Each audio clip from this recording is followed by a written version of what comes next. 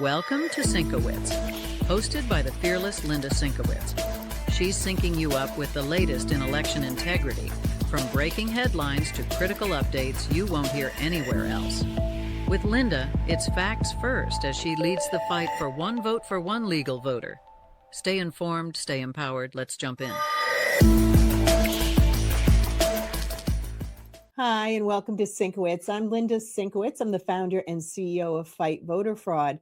And what you're going to be watching today is a special, and our special is with Ian Trottier. He is the author of High Stakes Treason. So let's get right to it right now. Come on, Ian. Thank you for coming on. Yeah, thanks. It's a pleasure. Nice to be back with you. Thank you. Well, this segment is all for you. We want you to tell us about High Stakes Treason, how you got started in it, and let's go from there.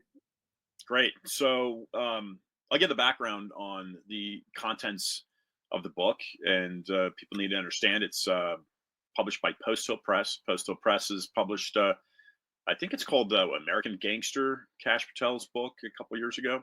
So it's a reputable publisher, and kudos to Post Hill Press because at one point in time with this information, of course, it went through an edit, a couple different edits, and then it went through a legal vet. And Linda, at one point in time, with the legal attorney that reviewed it, he said, "We're dead. We're not. It's a null publication. We're not, he's advising not to publish it. He's literally advising the publisher not to go through with it because there's too much truth in it. That's the problem. Is your book has the truth, and people get a little scared about the truth. They don't want to hear it. Yeah, and it's and so I really want people to understand that Post Hill Press they are a patriot publisher. The CEO said no. He came back, went back to me, and he says initially he's kind of listening to the attorney, right? And then he's like, wait, no, let's get some vetting points, address the vetting points, go through those, Ian, and then submit it back to me. And I spent just a couple of weeks just really going through everything the lawyers advising, not taking any of the information out. And and I sent it back to Post Hill, and they said, okay, we'll let you know when it's live. And it probably took, at that point, 3.5 months. This is a year ago, April or so. And then mid-July, he sends me a message. He says, okay, we're live. It's going. And then Steve Bannon contacts me. And Steve Bannon had known that I'd been working on this project, but to kind of rewind, to give viewers, listeners a better understanding of where I got to the point of presenting it to the publisher. And initially I went to Skyhorse Publishing with Tony Lyons. Skyhorse published A Real Anthony Fauci. This is RFK Jr.'s book. And he was listening, right? Skyhorse was very intrigued. But Post Hill, a literary agent in New York introduced me to Post Hill, and they just said, okay, let's do it. Give me a contract immediately. But even with the contract, of course, it wasn't 100% guaranteed that the book would get out there. At a CPAC in 2024, Linda, I was doing a podcast, and a nice gentleman approached me and presented a binder in front of me and said, have a look at this. I'd like to do a podcast with you. Have a look at this. Keeping in mind, nobody was giving this guy any interviews. Nobody was interested in his work. And as soon as I flipped through the pages, I says, wait a second, you're a follow the money guy. That's what this is you followed the money. And he says, yeah, that's right. And he says, well, I'm a follow the money kind of person. Right. And so it resonated with me. And at that point in time, Linda, I've made it my complete, entire and total focus to get this information out to, as you say, give the truth to the American people of what Barack Obama allowed to become the head of the CIA under his administration. That would be one John O'Brien, an admitted communist, communist. And this is under lie detector test. Yeah, and not only that, but he's also Islamic. He's according to John Guandolo, a former FBI agent, he's a convert to Wahhabism, which is a very radical sect of Islam. So this is the CIA became it was created after World War II from the OSS, but this is who we allowed, or this is who Barack Obama appointed and then became the director of the CIA. But it's nothing new. If we look at some of the history with this individual, it shouldn't really have surprised Americans. But as we know, mainstream media doesn't give us this information. We don't really know who is doing what in government unless we dig and we start to analyze. So Well, I so think nobody's listening. Yeah. Well, I was going to say one of the things I think the public needs to know. Someone may be saying, "Well, why do I care about someone in the CIA?" Well, Ah. read this book, and every single part of our country gets involved because of everything this one person did. It is unbelievable. So, just so the listeners know, it is very important to know that even though the CIA is not supposed to be operating, on US territory, it completely affects all of us. So I just thought I'd throw that out there. Yeah. No, it's critical because like you're saying, the CIA, we can step back and we can say, okay, yeah, FBI, they're concerned with domestic matters. They keep us safe to help keep us investigate crimes domestically, and the CIA is just kind of concentrated internationally. No, the CIA has totally encroached and grabbed unnecessary power, to where they are permitting they're well with John Brennan. What we showed is he completely made this country unsafe, and he allowed Mhm. he allowed criminal activity, crimes. He allowed Americans to die and be maimed, and I'll explain that in a little bit.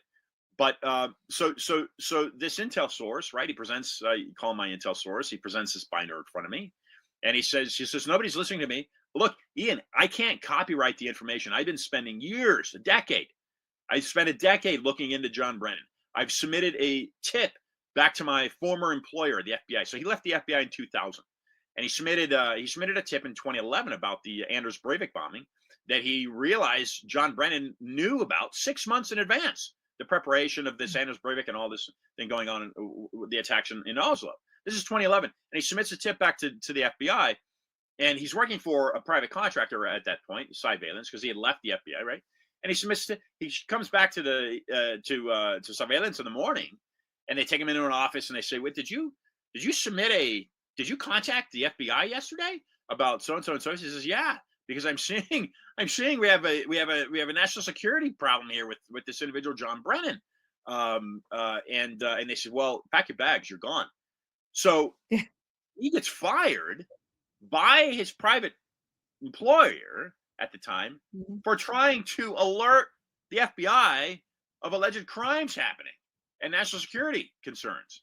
And so at that point, this is 2011, and his family ostracizes him. He thinks he's nuts. Literally, he tells me, he says, "My wife thought Yeah. I was nuts." And for the years, he's kind of going through this, but he stays with it. And this is in the background. This is a hero. This is a man that stays with kind of his work and his research. And in 2017, he finds the financial fraud element to what you find in the book. Lying to the SEC, lying to the ethics department, Norm Eisen, and ethics waivers and things like that. And I can talk about that. But 2021, I'm kind of giving it a nutshell. In 2021, he creates this 25-page synopsis, and he submits that, Linda. He submits that to, I don't know, multiple media outlets. Nobody does anything. So he's just kind of beside himself at what I've been able to do with this information, because he's like, Ian, I've spent so many years. But what people get when they go through the pages of this, when they read high stakes treason, yes, I've gone through it. Yes, I've added my touches. I've added nibbits here and there of my information. But in regards to the overall information of John Brennan, you're getting an FBI grade or an FBI based report of the malfeasance of John Brennan and how he committed various crimes in under the Obama administration. Yesterday, I was talking just briefly over text with Mike Davis. He's an attorney, Right. Article 3 project, DC. So he now knows about that. I'm trying to arrange a phone call, introduce him to my source, the New York Times. There's a reporter from the New York Times. I sat down about a block and a half from the White House with the New York Times reporter and my intel source. We spent an hour talking about this. So there's somebody at the New York Times that knows about this. Also, the Daily Mail. The Daily Mail has written an article on this, Linda, and it's been approved by their editor, the reporter's editor. It got squashed by their legal department, so it's not been released by the. Yeah, no surprise, right? So Well, it's not been I'll released. tell you, we're fearless because we want to help you get this information out there. Like I said, being able to interview you about your book, High Stakes Treason, which everybody absolutely needs to read. And it's a relatively easy read the way it has been written because you reiterate certain information as you're moving forward. And I love how you remind the reader, remember we told you this and how this ties into this. And what I had told you the other day, I mean, it got my blood boiling. Absolutely. When you read this, don't read it before you go to bed. You're not going to be able to sleep at all. I mean, it is unbelievable the stuff that has gone on and how it's been covered up and how from one thing to another. So it's like, how did he get there? I mean, how do these people let him keep moving up? And the one person that was like, that's it, is when Trump in his first term, he said, adios. So at least Yeah, we had somebody with some intelligence to say, wait, there's a huge problem here. And obviously now with High Stakes Treason, you'll know what it's about. But like I said, it's an excellent, excellent read. It is easy to read, easy to understand, and very, very easy for you to go, oh my God, I cannot believe this has been going on. You will certainly have an opinion. I would say in the first 15 pages, you'll have an opinion already of John Brennan.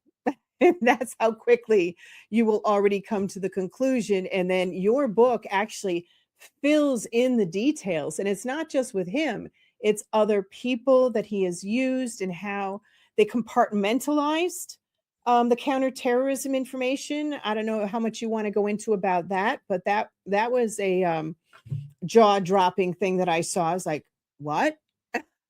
Only a couple of people are in charge of this? Are you kidding me? All right, yeah, so I'll let you continue. yeah. And actually, no, you're bringing up a really good point. This is a great time to kind of read.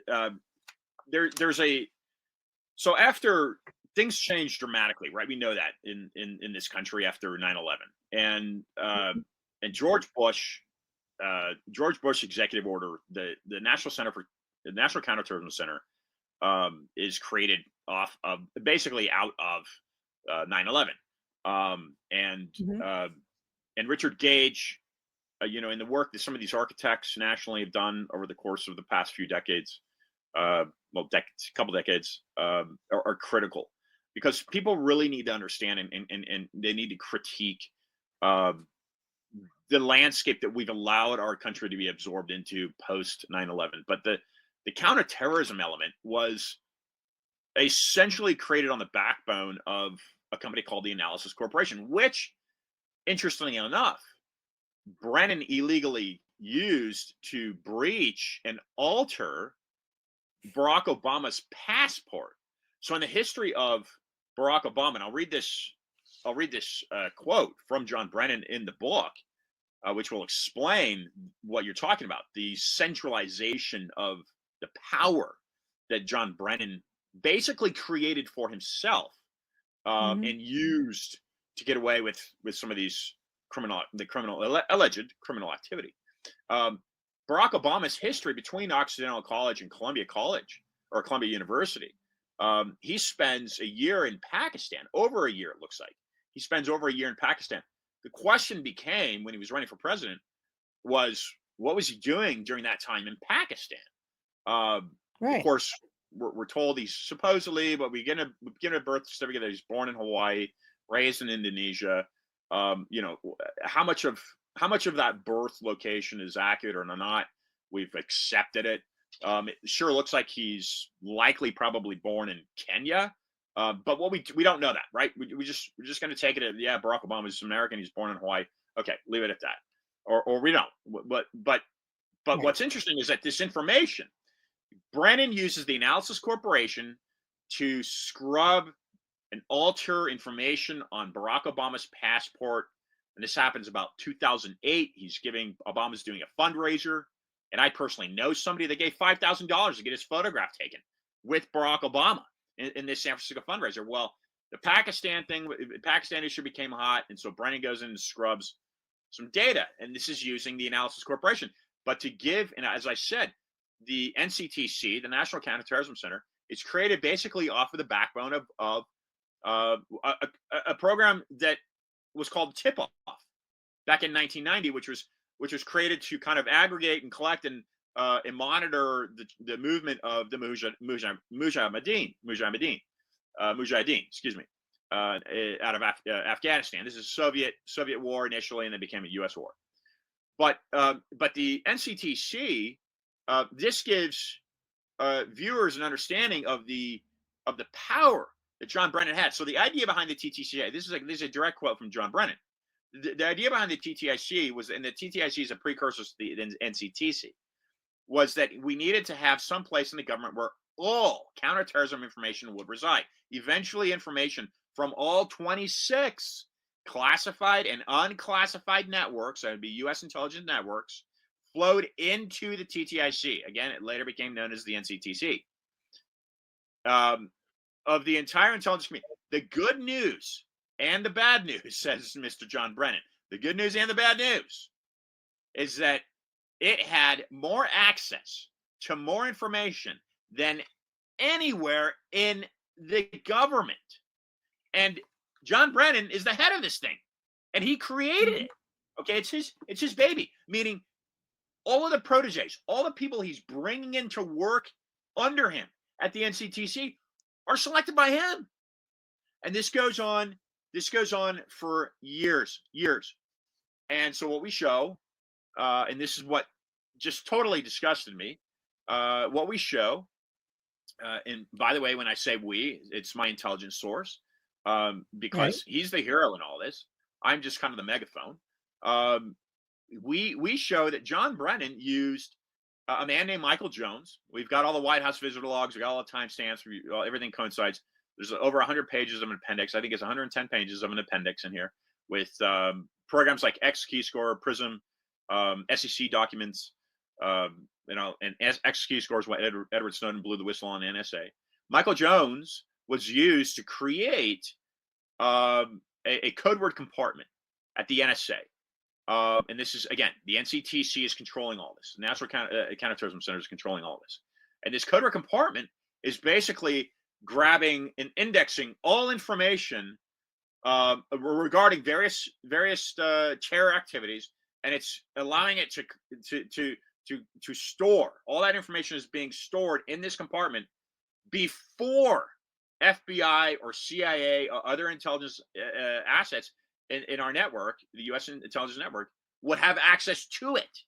So you're basically what's called sequestering.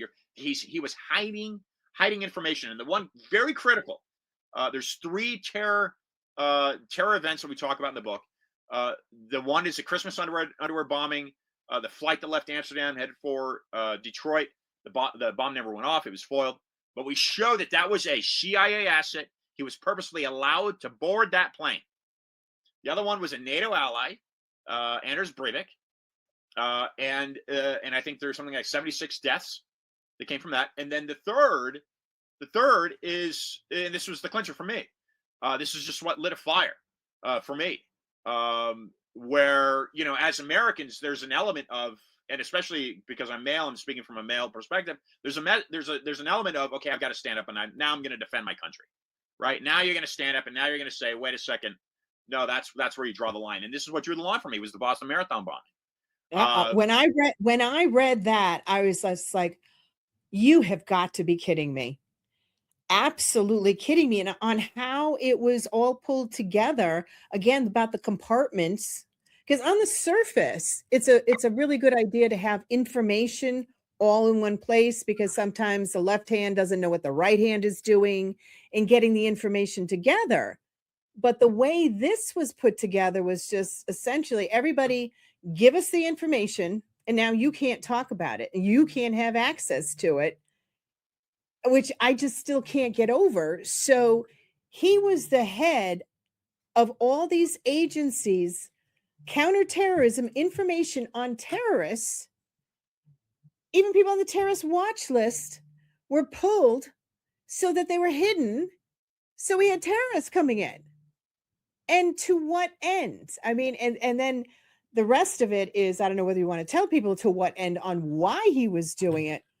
Will get your blood even boiling more.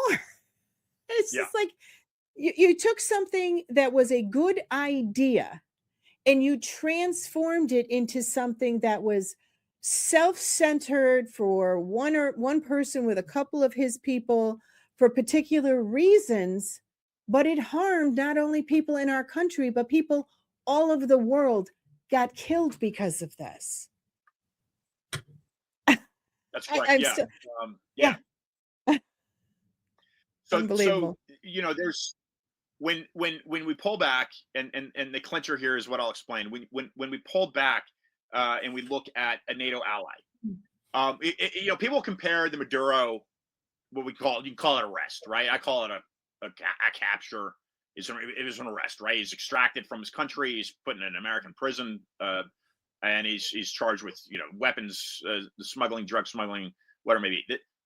The basis of that was the election fraud, and your listeners will resonate with that. But you can compare that with Noriega, and with Noriega it was, whoa, he's committed not only crimes against the American people, which is why we went in and took him out, but he's after he went through our court system and did time here, then he got extradited over to France because he did crimes against the French. Right. Look, this is not Noriega. This is an American man, right? This is an Irish ancestry. This is an Irish man born in New Jersey. This is an American that was supposed to be defending us and keeping us safe. But he's also allowed crimes to happen against. I've given a copy of this book in New York. I took one to the UN. I took one to the Norwegian embassy. There's possible crimes committed. Well, there are crimes committed against against a NATO ally. And one other thing I should mention in this, since you did speak about Noriega, one of the things we found out the other day from a woman who came on a special we were doing is that the day that Trump went in and extracted Maduro, they were celebrating in Panama the 38th anniversary of Noriega being taken out. Coincidence or not? For South America or Latin America, on the same exact day of liberation for Panama, we take out Maduro in Venezuela. I think there's a little bit of a tie there. Thank you, President Trump. Yeah, there's something. I think both happened in January 3rd. Was it? They're both the same date. I'm not sure if that's right or not. But so anyway, the clincher is this, and I spent a week and a half walking the halls of Congress. Linda, I went through the Longworth building, the Rayburn. I went over to the Senate on the other side of the hill over to the Senate, and I passed 100 copies of this book out. So there's 100 copies circulating in D.C. There's 100 copies of this book circulating in D.C. And I had a few different meetings, Marsha Blackburn's office, Harry Hagman's office, I set up a few different meetings, primarily with legislative directors, so staff members of the Congress people. Right. But this book is, it's there in DC. People know about it. It's very difficult. But even with that said, people ask me, okay, well, why? Why Ian? You're saying John Brennan allowed terror activity to happen on his watch, and then he gets promoted to be the head of the CIA, and that's when the Boston Marathon Marathon bombing happens. What was the motive, right? What's the motive? Well, unfortunately, the man allegedly, and I'll use the word allegedly, right? It's got to get proven in a court of law, but you can read as you're reading through the pages, you can see it's all there. It happened. Hmm. The allegedly what he's done, and we know this is what he's done. This is a conflict of interest, right? So he worked at he was a president of the Analysis Corporation. He created the NCTC, and then when he gets under the Obama administration, there's a conflict of interest. So he needs to sell the stocks that he had in the Analysis Corporation. Well, what we see, and there's nothing classified in this book. It's all open sourced, right? So that's public domain. It's all unclassified information. Some of it, anything that's classified was unclassified. That's Edward Snowden. But what we show is that he made a false official statement on an ethics waiver that was given to him by Norm Eisen. That was when he was in charge. He was told to go investigate what happened in Norway. Rachel Molinaro is a staff member, and she writes, and you can see this in the appendix. She writes at the bottom of the ethics waiver that it's critical that he'd be converting the stocks he owned in the Analysis Corporation. Again, that's the database that monitors terror activity globally. He would convert that 401k into an IRA. Well, doing that would liquidate the stocks, so he'd be having to cash out. Right? He's having to cash out the net worth of about $50,000. Not a whole lot of money. Just boom, you'd have to cash it out. And that's what's written at the bottom of this waiver, this financial disclosure, saying, okay, I own the stocks in the Analysis Corporation. I'm going to liquidate it. I'm going to cash it out. What we show on subsequent SEC filing documents and even subsequent financial disclosure forms is he never did it. He never cashed that stock out. And during the war on terror, right? We got Americans like your viewers, like you and I, just everyday Americans were saying, "Oh, wow, we've got to be careful because terrorism is becoming a threat." When we pull back, wait a second, Brennan's monitoring all this. He's got the ability to defend, but he's not defending our country from the attacks. He's allowed the Boston Marathon bombing to happen. Why? Because he's continuing to hold. This is the allegation. He's continuing to hold. This is what we show. He's continuing to hold on to the stocks in the Analysis Corporation. So when Congress gives funding for the war on terror, the Analysis Corporation, a very important element of the national defense, because it's got that database of terror activity, terrorists, and so the stock is rising from an alleged net worth at 2009 $50,000 to what looks like just under $5 million by the time Boston Marathon bombing comes around, and the company had already been sold. But it also wasn't that simple with the company too, because from what I read, the company name kept changing when they were doing the stock offerings, and it's just like, okay, it's named this now. The board of directors has changed the name to this one, and then we changed it to this one. So it just kept doing name changes, yet it was still the same company with the same stockholders and the same board of directors. I mean, there was a lot of manipulation that was going on in trying to cover up the direct to say, oh, okay, he no longer has stock in that company because the company doesn't exist. Oh, yes, it does.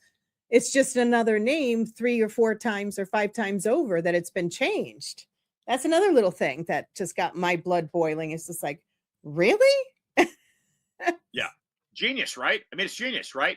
It's called smoke and mirrors, right? You deflect the attention. Oh, yeah, you need the name changes to Soterra Defense Solutions, right? Oh, but it's the same company, the same database.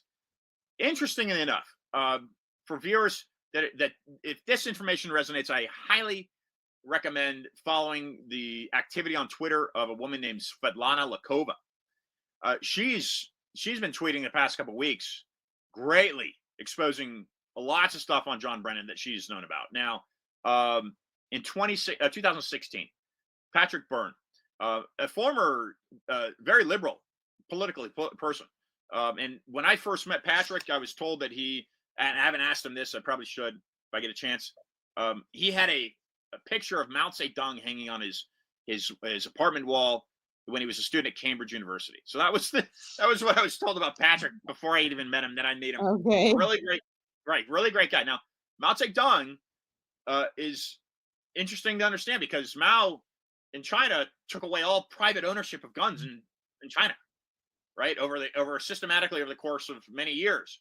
He confiscated uh, ownership of guns, the ability of guns in China, and he massacred something like 60 million Chinese in that process. Oh my God. Okay, now that's communism, right? That's exactly what they're trying to do in our country. They're trying to take away our private ownership, our Second Amendment rights. We know that it's systematic. It's been happening for 30 years. Nothing new. Patrick gets recruited into the CIA in 2006. Now, the person that recruits him into the CIA is a guy named David S. Cohen. Okay, and this is where I'm gonna start working on a second edition to this book because there's so much new information coming out. I was wondering about that there's definitely going to be some follow-up with it. Before we continue, why don't we take a quick break and we'll be right back. At Fight Voter Fraud, we work to ensure every legal vote is counted, and no unlawful vote ever diminishes the voice of we the people.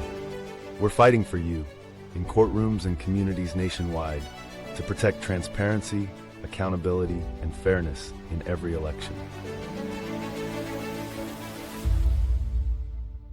Our mission is simple: one vote for one legal voter. This is our country. This is our vote. Let's protect it together. Hi, I'm Linda Sinkowitz. I'm the founder and CEO of Fight Voter Fraud. I'm very excited to announce Operation Verify Voters 2026. This is where everyone can get involved. Every single person can get involved in helping make sure we have transparent and clean elections. The most important thing is cleaning the voter rolls. Who knows better than you on your street? You know when people have sold their homes. You know when people moved. You know when other people have passed away. Those are people we need to make sure are no longer on the voter rolls. And it's really easy to do. We can help you. What we're going to be doing is setting up training sessions, which you sign up for, and we will walk you through the process. It's simple, it's easy, and everyone can get involved. So you're going to go to fightvoterfraud.org or scan the QR code, and it'll bring you right to our Operation Verify Voters 2026. And our goal is to get every single state involved in this initiative. Everyone can make a difference. Thank you. Hi, and welcome back. I'm Linda Sinkowitz. You have been watching Sinkowitz, our special edition with Ian Trottier, with his book, High Stakes Treason. So let's continue on talking about John Brennan. Yeah, Linda, so in 2006, Patrick Byrne, he's the former CEO of Overstock. He's a former student at Cambridge University and Stanford University. Really bright guy, really nice guy. He gets recruited by this guy, David S. Cohen, into the CIA. Now, it just so happens that David S. Cohen became head of OFAC, which Office of Foreign Acquisitions, and at the U.S. Treasury Department. Now, the U.S. That position right there would have approved the sale of what we know as the Analysis Corporation. And there's various name changes over the years, but that's critical to just kind of understand it as that acronym TAC, the Analysis Corporation, was established in 1990 with the tip-off list. It's a database of terrorists globally. Okay, so it gets sold to a UK firm based in domiciled in Hong Kong. That's CCP control, right? Called Ares Management. And it would have been David S. Cohen, the guy that brought Patrick Byrne into the CIA in 2006, that would have approved that sale. Why is that important? Because when Brennan gets approved of becoming the head of the CIA, well, it's David S. Cohen that becomes his number 2. And keep in mind, he's got, right, over the years, he's got he's benefiting to the tune of, and this is just certainly this is just what we know about. We don't know about others. He's benefiting to the tune of just $4.85 million off of the stocks that he's illegally holding under the Obama administration while he's the advisor to national security, Homeland Security, in this company, the Analysis Corporation. I mean, that's mind-boggling. Yeah. Furthermore, what we're seeing develop is this integration and understanding of what Patrick Byrne, who has been talking to Emerald Robinson recently and Alex Jones in regards to voter fraud. So Brennan, and I think I mentioned this briefly, he created a data center in Belgrade. And yeah, you'd mentioned that. Yeah. You know more about that than I do. He's created the data center in Belgrade with Huawei, this Chinese company, that's manipulating voter fraud by manipulating Dominion servers that are affecting the 2020 election. So here's a circle here. There's two sides of this coin. So you've got John Brennan manipulating this whole manipulation issue, right? Manipulating terror activity, allowing terror events to happen. That's one side of the coin. He's doing it for financial benefit, and that's what I've told leading up into the Russian collusion. You know, this is what I'm telling legislative staff on the Hill. I'm saying there's financial motive behind this malfeasance with John Brennan. He's cashing in. He's allowing Americans to die, to get maimed. I mean, you Google Boston Marathon bombing, one of the pictures that typically comes up is this man in a wheelchair with his legs blown off. This has happened, and John Brennan's enriching himself financially to allow this to happen. What was he hiding with Pakistan and Barack Obama? Barry Soetoro. You know, why does Barry change his name? Why didn't he change his main name when he was in elementary school? Whatever it is, I don't know. That's him. But furthermore, what I like to just quickly get into is, what did George Tenet know during 9/11? Because John Brennan is his number two, and a guy named Michael Springman, former State Department. He's head of visas in Jeddah in Saudi Arabia, where he's like, wait a second, this is a consulate, but there's 80% of it's CIA. I'm only one of like two or three State Department employees here. Everybody else is CIA. And at the time of the visa approvals, Brennan that's his jurisdiction. So then we're looking at, based off of Michael Springman's testimony, John Brennan approves 15 of the 9/11 hijacker visas coming out of his Saudi Arabia jurisdiction. And then during 9/11, Brennan becomes George Tenet's number two, his chief. So what does George Tenet know about 9/11? How much of those visa approvals ties into the Analysis Corporation and a possible cover-up over the CIA? And this is in 2026. This is what Americans really need to start understanding and grasping, is that their country has been invaded by a domestic terrorist himself. I mean, that's why we use the word treason on the cover, because these are very severe, very treasonous attacks. We're not talking about Watergate, right? We're not talking about all the president's men, Nixon and the DNC. We are talking about dramatically shifting and altering the landscape and lifestyle that has made our country beautiful and great, and a beacon of liberty and freedom for countless millions of people to move into from all around the world, including my mother. She doesn't reside here anymore, but this is, the foundational principles and values that created this beautiful country, the most prosperous civilization ever created, right? We're allowing this intrusion. And the intrusion, it looks like, let me paint with a broader picture. John Brennan studies at the University of Texas, Austin. It looks like that time is when he becomes kind of converting himself to these communist policies. And what I believe is, if we're looking back decades prior to that, the Red Wave, McCarthyism, we're looking at these threats of communism through the years in this country. It's never left. And I believe John Brennan, because of his sympathies towards those policies, I think he was used by the deep state powers, which I believe are international, and so they're certainly now national, to kind of work that CIA ladder over the years. 9/11 was probably based on Operation Northwoods, which was, using an airplane as a weapon. We look at what this Renee Good, and there's so much controversy about Renee Good, and she was clearly blocking. She was doing something with her car trying to run over the agent, the ICE agent, whatever. She was using her car as a weapon. Yeah. And I recently spoken to an FBI, a former FBI agent that's on Fox quite a bit. Her name is Parker, and that's exactly what she was addressing. Broomsticks. Some of these houses, frozen water bottles are being thrown. That hits a head. That'll kill somebody. And a car can be used Yeah. as a weapon. So airplanes being used as a weapon to invade Cuba is what Operation Northwoods was. And I believe 9/11 and that event was based off of that CIA operation. So if that then is the case, then we need to understand that these are systematic creations that have been created before they are released.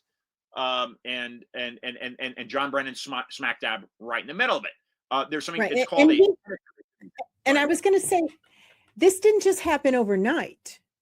This has been stuff that's been going on for decades since Brennan got involved. I mean, when Afghanistan with the Russians was going on, I mean, that's how far back we go with this. And then you see the stuff that's happened from there, from what the CIA did with the help of John Brennan being with them at the time, and all this stuff has moved along right up to, again, with the 2020, the stuff is finally coming out now, about Dominion and, the new name for Dominion. They're still bad actors. I mean, unbelievable bad actors that are involved. So your book is bringing forward, and you tie it together. I know there's a lot of information and a lot of acronyms that you've used. Well, people, when they get your book, which you can get it on Amazon, I got it within a day. They sent it to me. It is so easy to keep everything straight.